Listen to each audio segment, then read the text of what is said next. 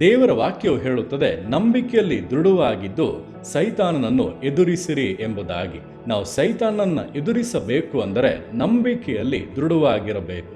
ಯಾವ ನಂಬಿಕೆ? ಕ್ರಿಸ್ತನ ಮೇಲಿರುವಂಥ ನಂಬಿಕೆ. ಆತನು ನಮಗೋಸ್ಕರ ಶಿಲುಬೆಯಲ್ಲಿ ನೆರವೇರಿಸಿರುವಂಥ ಕಾರ್ಯಗಳ ಮೇಲಿರುವಂಥ ನಂಬಿಕೆ, ಆತನು ನಮಗೆ ಕೊಟ್ಟಿರುವಂಥ ಅಧಿಕಾರಗಳ ಮೇಲಿರುವಂಥ ನಂಬಿಕೆ.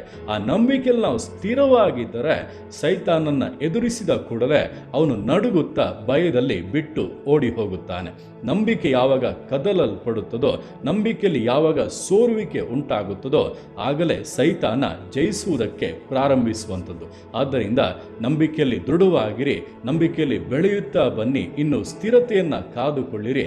ಆಗ ಸೈತಾನನು ನಿಮ್ಮ ಮುಂದೆ ನಿಲ್ಲುವುದಕ್ಕಾಗದೆ ಸೋತು ಓಡಿ ಹೋಗುತ್ತಾನೆ. ನೀವಾದರೂ ಜಯದ ಮೇಲೆ ಜಯವನ್ನು ಹೊಂದುತ್ತಾ ಕರ್ತನು ನಿಮಗಾಗಿ ಇಟ್ಟಿರುವಂಥ ಆಶೀರ್ವಾದದ ಪೂರ್ಣತೆಗಳನ್ನು ನಿಶ್ಚಯವಾಗಿ ಹೊಂದುತ್ತೀರಾ.